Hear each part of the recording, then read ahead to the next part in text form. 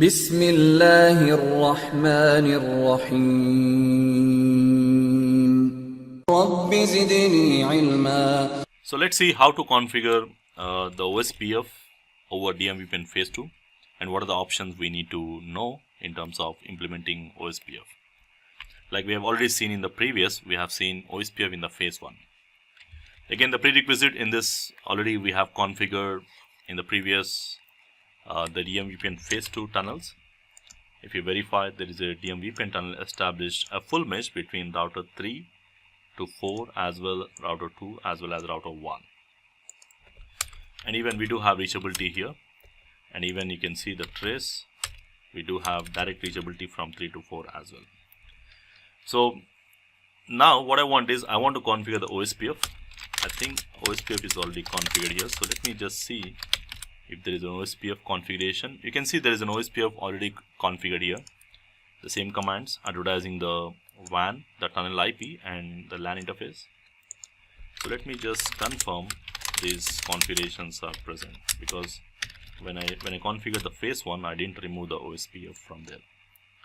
Okay, on the router 2, let me check on the router 3 also, just to confirm the routing is correct or not. And likewise, let's confirm that on the router 4 as well. Okay, so we do have a OSPF configuration done. So there is no neighborship still, because there is one thing we need to remember, that under the tunnel interface has to allow the multicast hellos. So we discussed that by default the multicast hellos are not allowed on the tunnel interface. So basically multi-point GRE we need to tell to allow. So I'm going to say IP NHRP map multicast dynamic. Again, dynamic refers to any dynamic peer. So as we are establishing dynamically multiple peers, we are using this command. So again, you can use the same command on the spokes as well, because here we do have dynamic peers established, so we can still form the neighborship directly. So I'll be using the same command on the spokes as well.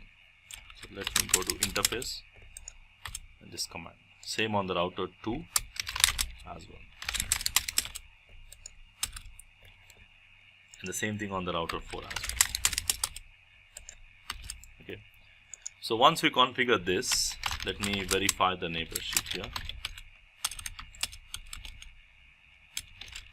So let me just shut down the interface once. Flap the interface, the tunnel interface, for this to work. Let's see after that. Hopefully I should see the neighborships should come up.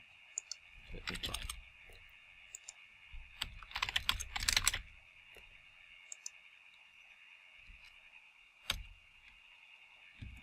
Okay, now there is one thing you need to know, as we already discussed in the phase 1. Whenever you are trying to implement OSPF, by default OSPF is going to treat this interface. So basically it is going to treat this interface as a point-to-point interface. Even if you are configuring multi-point GRE, even if I'm using multi-point GRE here, all the interfaces will be treated as point-to-point. But the problem here is it should not be a point-to-point, it has to be a multi-point or the other messages. So basically either you will not see the neighborship established, or you will see these neighborship messages will go from initialize to down, or some kind of log messages. Even if you verify the neighborship, it shows you down, but it doesn't show you full stages. So in order to fix this, if you're using phase 2, in the phase 2 we'll be building that full mesh tunnels basically between all the sites. So instead of using a point to multi-point, we'll be using a broadcast type of network, because here all these routers are connected to each other, more like as if they are connecting to one broadcast domain, the BMA networks. So basically if you are connecting in a BMA networks, in BMA you need to make sure that we do have a DR and the BDR concepts. So basically in OSPF we do have a DR BDR concepts, like the other router sends the update to DR. DR will take the responsibility of sending the update to others.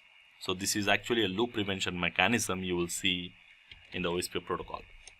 because as every router is connecting to every other router, so there is a possibility that it may loop. So that's the reason we need to make sure that we change the network type to broadcast. That's the first thing we have to do. And when you're changing this, again, one more thing, you need to ensure that the router 1, the hub router, should always be the DR. And we also need to make sure that the other routers should never become the DR, which means they should be always other, DR other. So to make that possible, we need to change the priority value on the spoke should be 0. So which means when you are giving the priority value of 0, it means that it is not eligible to become the DR or the BDR. So which means the other router will always send the update to DR. In our case, who is the DR? The hub router. So again, we need to make sure that any spoke should never become a DR, because the other router, the spoke, like in case router 2 cannot talk to router 3 directly. Initially, they should communicate via hub. So that's the reason for the initial route advertisements, we need to ensure that the router 1 is a DR, right, in our case. So if you just leave the priority value to 1, that is fine. The default is 1. So even if you don't change, that is fine. But you need to make sure that you are changing the priority value on the spokes to 0.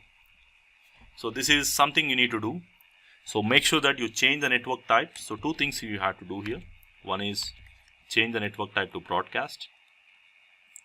And the second thing is we need to change the spokes. All the spokes should have a priority value of 0, so that they should never become a DR.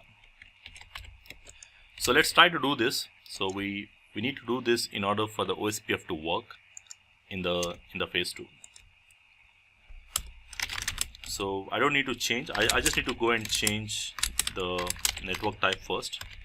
That's the first thing. So this command is applicable on all. So we need to go and change the network type broadcast on all the routers. That's the first thing, because we need to change the behavior of the OSPF here, so that it can send out the hello messages, assuming it is a broadcast network.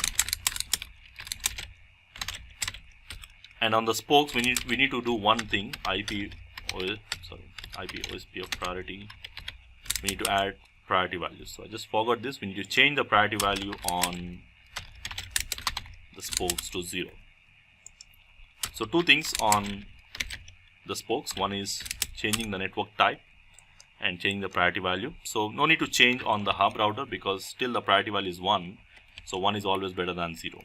So but if you just want to change, you can still change to 255, higher value, but basically that is not required.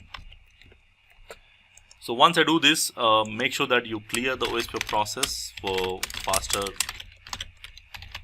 options. So just clear the process in case if you don't see the neighborship established.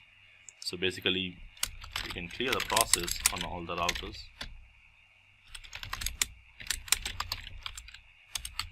You can see it is in start stage. We should see the neighborship soon.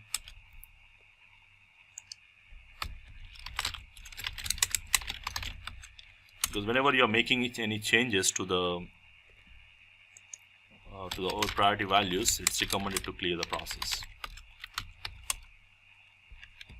Okay, now you can see router 1 has a neighborship with router 2, 3, 4, and all the 3 routers are others. You can see it clearly shows you this.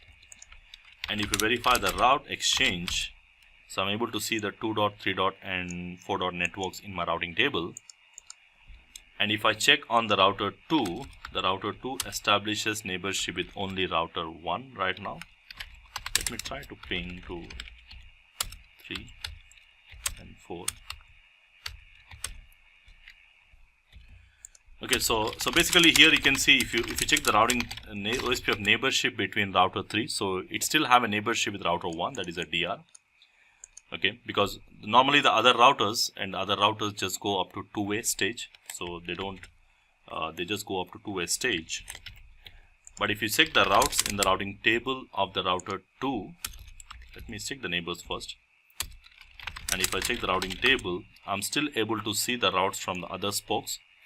And you can see the next hop. So if I try to ping to 4.4, if I try to trace, from my router 2, you can see I'm able to reach this spoke directly from this one, based on the routing table again.